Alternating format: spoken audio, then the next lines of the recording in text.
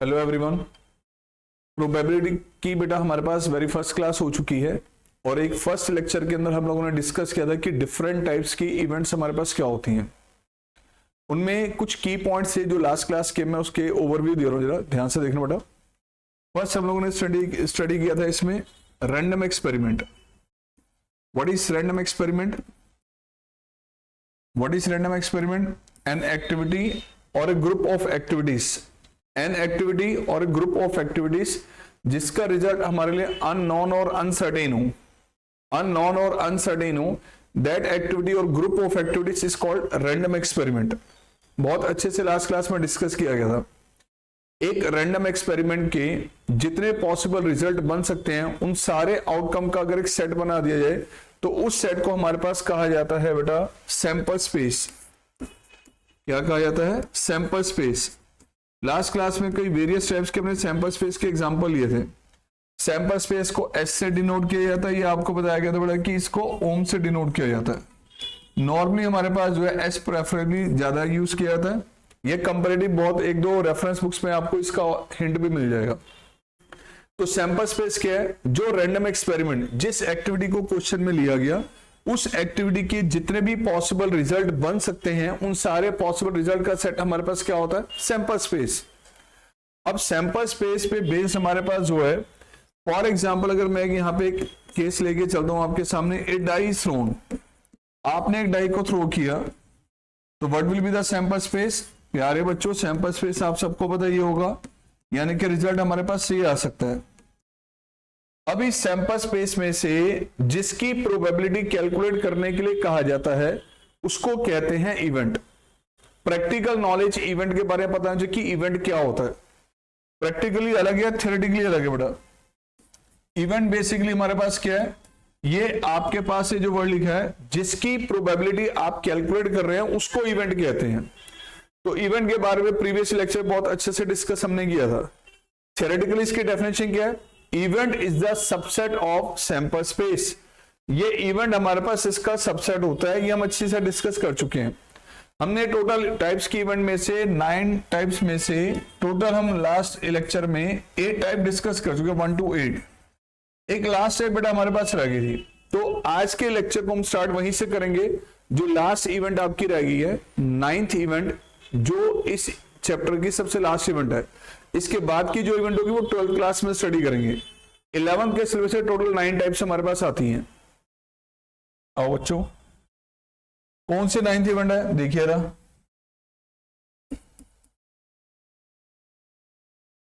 Complementary event, complementary event of A, complementary event of A, जिसको event not a भी कहते हैं, event not a भी कहते हैं। ठीक है बच्चों, ये आपके पास है वो इवेंट। इसको नॉर्मली हमारे पास ए कॉम्प्लीमेंट, ए प्राइम या ए बार से डिनोट किया जाएगा। ये लिखते ही बच्चों के माइंड में आ रहा है, सेट्स के चैप्टर में पढ़ा था हमने complement of a set. Yes, ये वही है। यानी कि एक ऐसी इवेंट जो आपको क्वेश्चन में गिवन हो, उस इवेंट की अगर हम नेगेटिव स्टेटमेंट बना दें, नेगेटिव सेंटेंस बना दें, अपोजिट एक इवेंट बना दें, उस इवेंट को कहा जाएगा कॉम्प्लीमेंट्री इवेंट। कॉम्प्लीमेंट्री इवेंट का मतलब क्या है? अगर एक सेंटेंस आपको दिया, एक इवेंट आपको दिया, उस इवेंट की जो नेगेटिव इवेंट बनेगी, उसके बिल्कुल अपोजिट जो इवेंट बनेगी, उसे कहा जाएगा complementary event of A. Like मान लो कि एक डाई को थ्रो किया गया, इवेंट ए हमारे पास है कि इवन नंबर अकर्स।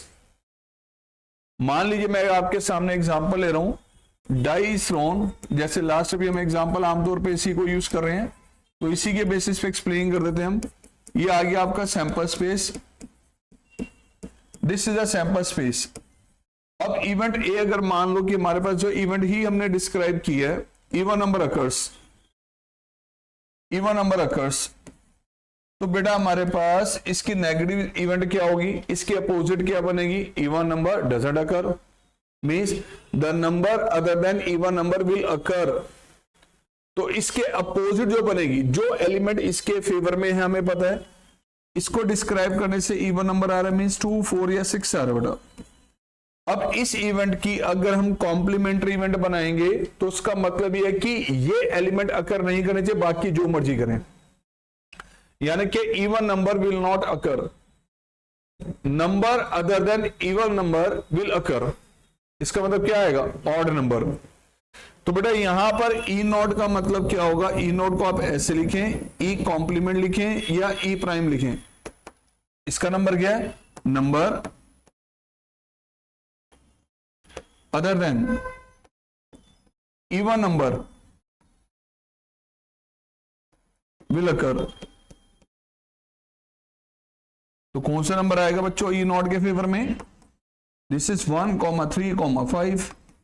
मतलब सैंपल स्पेस के कुछ एलिमेंट तो आ गए ई के फेवर में, जो से एलिमेंट ई के फेवर में नहीं आएंगे वो सारे आ जाएंगे ई नॉट के फेवर में। ठीक है, तो ध्यान रहे, मान लो आपके पास इसी को अगर हम यूज करते हैं, इसी को अगर हम यूज करते हैं, नंबर ऑफ एलिमेंट मान लिया सैंपल स्पेस में आपके पास इतने हैं, लेट सैंपल स्पेस में इतने एलिमेंट आपके पास चल रहे हैं, इसमें से कुछ एलिमेंट आ रहे हैं ए के फेवर में, मान लो बच्चों इतने हैं, इसमें से कुछ एलिमेंट ए के फेवर में हैं, और वो एलिमेंट जो ए के फेवर में नहीं होंगे वो किसके फेवर में कहे जाएंगे? वो ए नॉट के फेवर में आएंगे। ऐसी इवेंट जो ए के अपोजिट है, यानी ए के फेवर में अगर इतने एलिमेंट हैं तो ए नॉट के फेवर में कितने आएंगे? Means number of element A not के फेवर में कितने आएंगे? इसमें से ये लेस कर दो बेटा।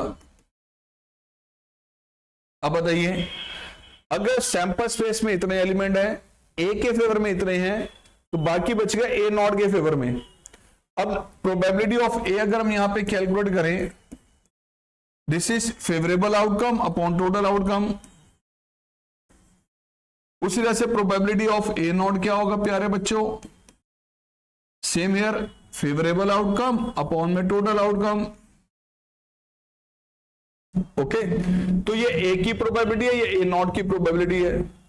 अब अगर मैं एन से डिवाइड कर देता हूं तो probability of A not 1 minus M by N, and M by N को नोटिस कीजिए क्या था वो? Probability of A. तो probability of A not this is 1 minus M by N का मतलब प्रोबेबिलिटी ऑफ ए। इसको लेफ्ट में लिया तो probability of A plus probability of A not that is equal to 1। ये आपके पास बन गई बेटा हमारे पास एक रिलेशनशिप, यानी कि एक इवेंट अकर करेगी या इवेंट अकर नहीं करेगी 100%। भाई डाई को थ्रो किया, या तो इवन नंबर आएगा या इवन नंबर नहीं आएगा। कॉइन को टॉस किया, या तो हेड अकर करेगा या हेड अकर नहीं करेगा। यही दो सिचुएशन बनती है और तो कुछ नहीं बनेगा। इन दोनों की प्रोबेबिलिटी का सम किसके इक्वल? 1 के इक्वल। एक बच्चे ने एग्जाम दिया, या तो पास होगा या पास नहीं होगा, 100% श्योर, चांसेस 1। ओके, तो ये ध्यान रखना बेटा हमारे पास प्रोबेबिलिटी ऑफ ए प्लस में प्रोबेबिलिटी ऑफ ए नॉट, ये हमारे पास 1 के इक्वल है। इसी को प्रैक्टिकली यूज किया जाएगा आगे। जब आप इसको यूज करेंगे तो कुछ ऐसे करेंगे, probability of E union F plus में probability of E union F whole का complement that is equal to 1, probability of E intersection F, तो probability of E intersection F whole का complement that is equal to 1, probability of E minus F, तो probability of E minus F whole का complement that is equal to 1। तो प्यारे बच्चों ये जो condition है वो ऐसे भी लगेगी, ऐसे भी और ऐसे भी। हमने सेट्स का चैप्टर स्टडी किया था, कॉम्प्लीमेंट्री इवेंट का जब कंसेप्ट वहां पे आया था, कॉम्प्लीमेंट ऑफ ए सेट, ये वही है, कुछ और नहीं है। जो सेट्स के चैप्टर में हमने एक सेट का कॉम्प्लीमेंट निकालते थे तो कैसे निकालते थे? यूनिवर्सल में से एक के एलिमेंट लेस कर दिए तो बाकी जो बच गया उसको एक कॉम्प्लीमेंट कहते थे। और प्रोबेबिलिटी के चैप्टर में कौन सा सेट यूनिवर्सल सेट होता है? आप सबको पता है सैंपल स्पेस होता है। तो सैंपल स्पेस के कुछ एलिमेंट तो ए के फेवर में आ जाएंगे, जो ए के फेवर में नहीं है उसको अगर हम बाकी एलिमेंट ले लें तो बच्चे वो सारे ए कॉम्प्लीमेंट में आ जाएंगे। डी मॉर्गन्स लॉ पढ़ा था आपने सेट्स के चैप्टर में, जो स्टडी किया था आप लोगों ने, डी मॉर्गन्स लॉ, वो यहां पे यूज में रहेगा बेटा। डी मॉर्गन्स लॉ क्या स्टडी किया था डी मॉर्गन्स लॉ में? A union B whole complement, this is A complement intersection B complement, and A intersection B whole complement, this is A complement union B complement. ये use में रहेगा, De Morgan's law practically use में रहेगा, ध्यान रखना, बहुत जगह use होगा, कैसे होगा भी देखेंगे। तो अभी तक हमने टोटल 9 टाइप से 9 के 9 टाइप से डिस्कस कर लिए हैं। अब इसको प्रैक्टिकली हमारे पास मैं एनसीईआरटी की फर्स्ट एक्सरसाइज जो है 14.1 उसके 2-4 एग्जांपल आपके सामने ले रहा हूं ताकि आपको पता चल जाए कि इसको प्रैक्टिकली यूज कैसे करना है हमने। ठीक है, आइए देखिए।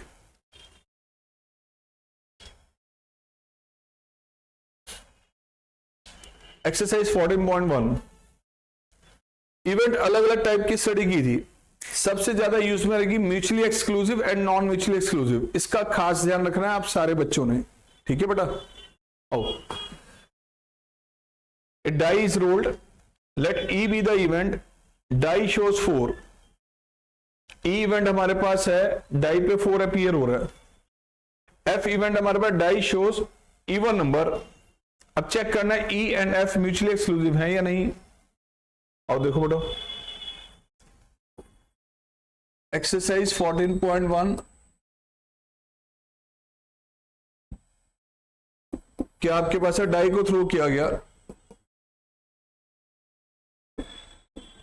एक डाई को थ्रो किया तो बेटा सैंपल स्पेस क्या बनेगा, 1 2 3 4 5 एंड 6। आपसे कहा गया ई इवेंट हमारे पास है, डाई शोज 4, एफ इवेंट हमारे पास है, die shows even number, die shows even number. चलो बच्चों, डाई को थ्रो किया, नंबर 4 है, एक ही एलिमेंट आ रहा है इस इवेंट के फेवर में, एलिमेंट 4। इवन नंबर कह रहा है तो इवन क्या आ सकता है बच्चों, या तो आएगा 2 या 4 या 6। अब बताओ क्या ये दोनों इवेंट एक साथ अकर कर सकती हैं? Sir yes. डाई को थ्रो किया, नंबर 4 आ गया, तो 4 आ गया, इसका मतलब ये वाली इवेंट भी आ गई और ये भी इवेंट अकर कर गई, दोनों एक साथ अकर कर गई।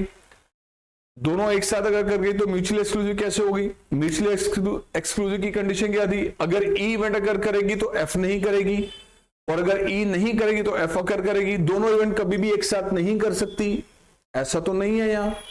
प्यारे बच्चों, इसमें जरा ध्यान से देखें, ई इंटरसेक्शन एफ, एलिमेंट आ रहा है 4, नल सेट तो नहीं आ रहा ना ये।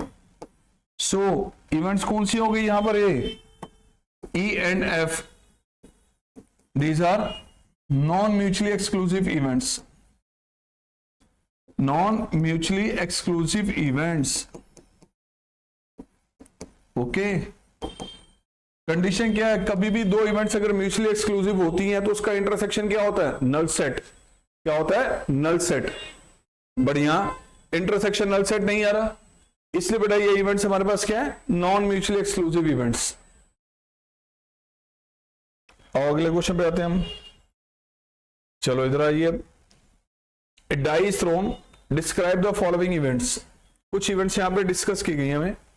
ए कह रहा है ए नंबर लेस देन 7, बी कह रहा है नंबर ग्रेटर देन 7। चलो इसको हम डिस्कस करते हैं, आ जाओ। क्वेश्चन नंबर 2, डाई को थ्रो किया तो सैंपल स्पेस,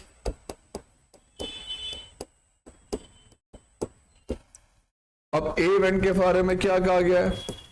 इवेंट कह रहा है नंबर लेस देन 7, नंबर आना चाहिए 7 से लेस देन, और बी इवेंट कह रहा है नंबर ग्रेटर देन 7, नंबर आना चाहिए 7 से ग्रेटर।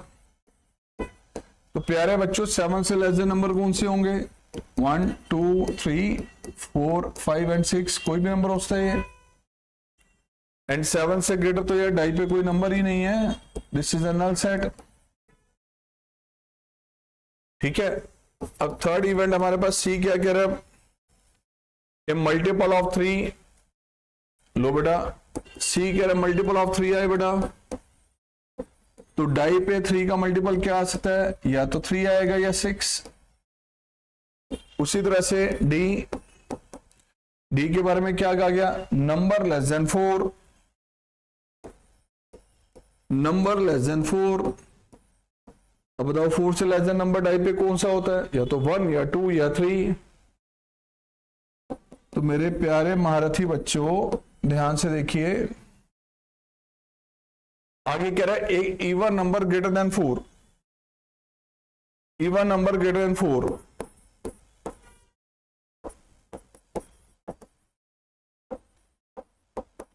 फोर से ग्रेटर इवन नंबर तो एक ही आ रहा बेटा, ओनली 6। उससे नेक्स्ट कह रहा है number not less than 3, F number not less than 3, 3 से लेस देन नहीं होना चाहिए, तो कौन सा होगा, 3 से लेस देन ना हो, यानी फिर 3 हो या 3 से ग्रेटर, ये आगे बेटा। अब इनको कैलकुलेट करने के बाद क्वेश्चन में हमें क्या कैलकुलेट करने के लिए कहा गया, आगे देखो नेक्स्ट कह रहा बेटा कैलकुलेट करना है A union B, A intersection B, B union C, A union B, A intersection B, B union C, इनकी कैलकुलेशन करनी है हमने।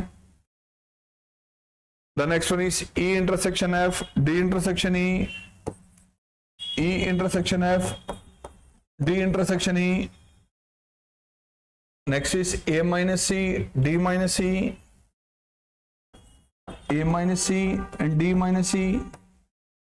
बताओ यार, ए सेट ये रहा, बी सेट ये रहा, अगर मुझे ए यूनियन बी निकालना है तो इन दोनों का यूनियन क्या बनेगा, कंबाइन कर दो इनको, यूनाइट करके एक सिंगल सेट बना दिया।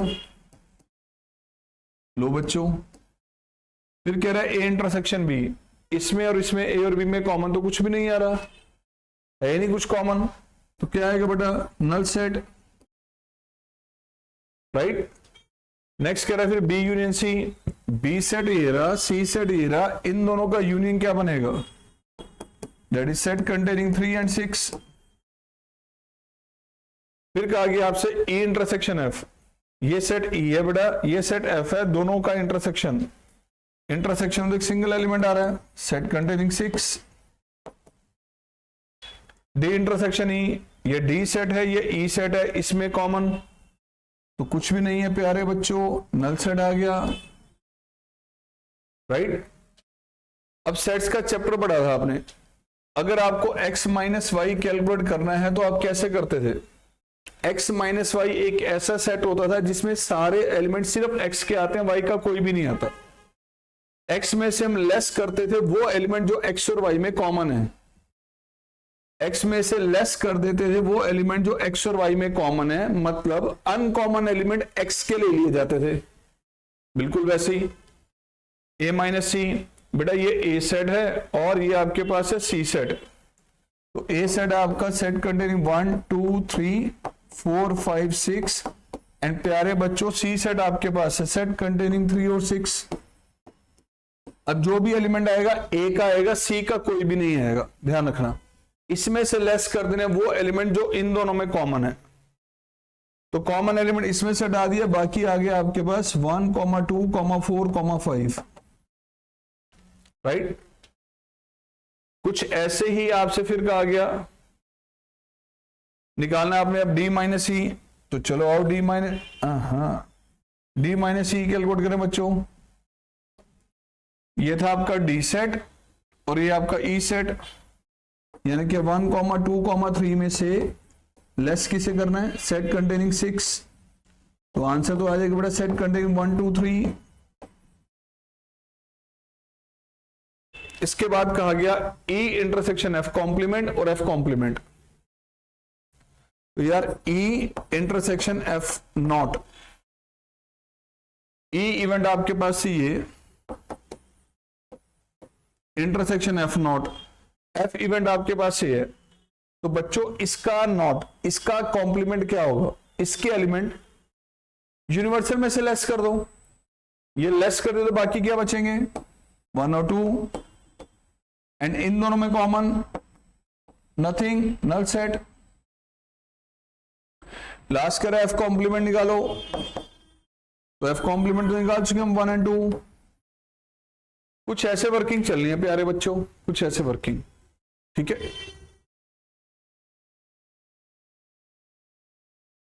और जरा एक क्वेश्चन नंबर 5 आपके पास है। 3 coins are tossed. Describe the 2 events which are mutually exclusive. 3 events which are mutually exclusive and exhaustive. 2 events which are not mutually exclusive. तो ये बड़े सारे केस दे दिए। एक्सपेरिमेंट क्या दिया गया? 3 coins are tossed.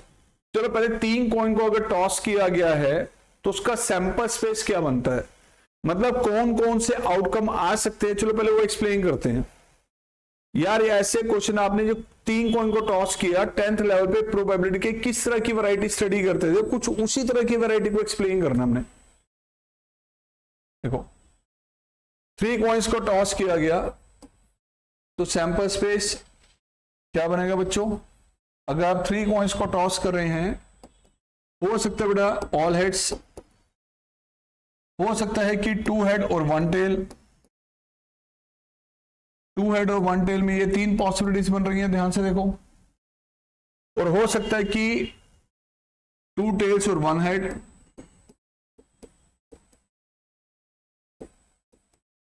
और हो सकता है कि ऑल टेल्स। 3 कॉइन को टॉस किया गया तो सैंपल स्पेस ये बनता है। अब इसके बेसिस पे आप इसके अगर कोई भी प्रोबेबिलिटी निकालनी है तो वो इवेंट या तो हेड को बेस लेके डिस्क्राइब की गई या टेल को लेके। यू आर टू डिसाइड कि आपने हेड को बेस लेके करना है या टेल को बेस लेके करना है। मान लो मैं हेड के बेसिस पे करता हूं तो हेड के बेसिस पे क्या होगा, इसमें ये वाला केस बेटा हमारे पास हुआ है कि जिसमें तीनों हेड आ रहे हैं। ये वाले वो 3 केसेस हैं जिसमें 2 हेड है और 1 टेल है, एंड ये वो केसेस हैं जिसमें 1 हेड है और 2 टेल है, एंड दिस लास्ट के जिसमें कोई भी हेड नहीं है। तो चलो हेड के बेसिस पे कुछ डिस्क्राइब करते हैं हम। मैंने एक कीवर्ड ले ली बेटा A, all heads will occur. B exactly 2 heads, exactly 2 heads. C मान लीजिए इसके बाद एग्जैक्टली 1 हेड। क्या रह गया इसके बाद? This is no head. मतलब सैंपल स्पेस को 4 कैटेगरी में डिवाइड कर दिया। पहला केस वो लिया जिसमें सारे हेड आ रहे हों, लो प्यारे बच्चों ये आ गया। फिर ले लिया एग्जैक्टली 2 हेड, यानी बाकी क्या 3 ये केस जो इसमें ले लिए एग्जैक्टली 2 हेड्स।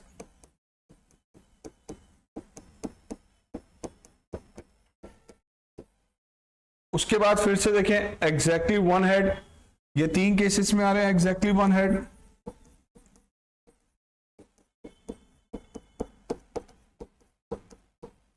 उसके बाद क्या बेटा नो हेड, कोई भी हेड ना हो, यानी ऑल टेल्स।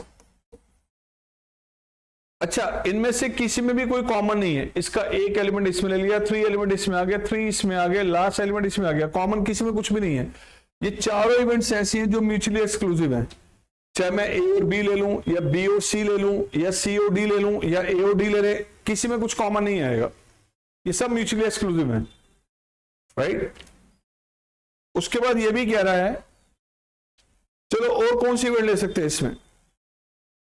आप लोगों ने 10th लेवल में कुछ क्वेश्चन ऐसे भी किए थे मेरे प्यारे बच्चों, जब ये भी आता था कि एटलीस्ट 1 हेड, एटलीस्ट 2 हेड्स या एटमोस्ट 1 हेड, एटमोस्ट 2 हेड। चलो उसके बेसिस पे भी 1-2 इवेंट ले लेते हैं हम। मैंने यहां पे लिया है एटलीस्ट 2 हेड्स, कम से कम 2 हेड आए, कम से कम 2 हेड में ये 4 केस आ जाएंगे। Sorry this one, head, head and tail, head, tail and head, tail, head and head या ऑल हेड्स। लो प्यारे बच्चों कम से कम 2 हेड है इसमें। फिर मैंने ले लिया ये नेक्स्ट वाले सारे केसेस को कवर करने के लिए, ये वो केस हैं जिसमें मैक्सिमम एक ही हेड आ रहा है, मैक्सिमम एक ही हेड। तो यहां लिख दिया हमने एट मोस्ट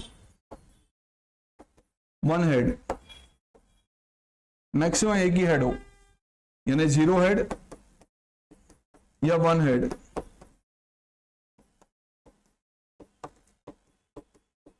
लो बेटा, ये आपके सामने इवेंट आ गई। अब एग्जाम्पल कौन सा देना है? एग्जाम्पल के लिए 2 इवेंट बताओ जो म्यूचुअली एक्सक्लूसिव हो। तो म्यूचुअली एक्सक्लूसिव यार पहले 4 केस ही हैं, किसी में भी कुछ कॉमन नहीं आ रहा। अगर आपको फर्स्ट पार्ट कहना है कि 2 इवेंट जो म्यूचुअली एक्सक्लूसिव है तो ए और बी का पेयर ले लो। बच्चा कहता है ए और बी नहीं सूट कर रहा, तो कोई बात नहीं प्यारे बच्चों, बी और सी का पेयर ले लो जी, सी और डी का पेयर ले लो जी, ए और डी का पेयर ले लो, आपकी चॉइस है, जैसे मर्जी कर लो बेटा। ठीक है। अगला case 3 events which are mutually exclusive and exhaustive. 3 event लेनी है, म्यूचुअली एक्सक्लूसिव हो, यानी तीनों में कॉमन कुछ भी नहीं आना चाहिए, एग्जॉस्टिव भी हो, इसका मतलब तीनों इवेंट्स में सैंपल स्पेस के सारे एलिमेंट आ जाने चाहिए, ऑल। तो यार ये पहले हमने 4 इवेंट वो थी जिसमें सैंपल स्पेस को 4 अलग अलग कैटेगरी में डिवाइड किया, लेकिन हमें तो 3 चाहिए। तो एक काम करते हैं, मैंने एक इवेंट ले लिया यहां पे ई, एटलीस्ट 2 हेड, कम से कम 2 हेड, जिसमें चारों केस आ गए। उसके बाद हमने ले लिया एग्जैक्टली 1 हेड, लो, फिर 9 हेड। ये 3 इवेंट है सी डी ई, इन तीनों को दिस और दिस को देखेंगे तो तीनों में कॉमन कुछ भी नहीं है, और इन तीनों का यूनियन बन रहा है आपका सैंपल स्पेस, इसलिए ये एग्जॉस्टिव हो जाएंगी। तो यहां सेकंड में हम ले सकते हैं सी डी और ई का कॉम्बिनेशन तीनों का। उसी तरह से ए इवेंट, बी इवेंट और एफ इवेंट भी वो इवेंट बना रही हैं जो म्यूचुअली एक्सक्लूसिव है और एग्जॉस्टिव भी हैं। तो बाकी बची 3 इवेंट का आंसर भी दे सकते हैं आप, ए बी और एफ का पेयर भी, कॉम्बिनेशन भी ले सकते हैं, इधर दिस और दिस कोई भी दे दो। 2 events which are not mutually exclusive, ऐसी 2 इवेंट जो म्यूचुअली एक्सक्लूसिव नहीं है, यानी कि उसमें कॉमन कुछ ना कुछ जरूर आना चाहिए, कुछ ना कुछ जरूर हो। तो प्यारे बच्चों एटलीस्ट 2 हेड का केस ले लो और एक इवेंट ए ले लो जिसमें ऑल हेड आ रहा है, तो इसमें ये वाला एलिमेंट और ये वाला एलिमेंट कॉमन आ जाएगा, यानी ए और ई का पेयर ले लिया हमने। ओके। उसी तरह से 2 events which are mutually exclusive but not exhaustive, mutually exclusive हो, एग्जॉस्टिव ना हो, यानी कि यूनियन सैंपल स्पेस नहीं बनना चाहिए। अरे बड़ा आसान है यार, ये 4 जो इवेंट थी पहली 4 उनसे कोई भी 2 ले लो, बात तो एक ही है। सो ए और बी का पेयर ले लिया हमने। अगला case 3 events which are mutually exclusive but not exhaustive, mutually exclusive होनी चाहिए, एग्जॉस्टिव नहीं होनी चाहिए, यानी यूनियन सैंपल स्पेस नहीं बनना चाहिए। तो यार ये पहले 4 इवेंट में से कोई भी 3 सिलेक्ट कर लो। तो मैंने यहां पे ले लिया आपका ए बी और सी का पेयर, राइट। अब अगली क्लास जो हम वर्किंग करेंगे तो उसमें प्रोबेबिलिटी की सेकंड एक्सरसाइज की वर्किंग करेंगे। आज का आपका काम है ये फर्स्ट एक्सरसाइज कंप्लीट कर लेनी है आप सबने, ठीक है बच्चों। तो wait for the next lecture.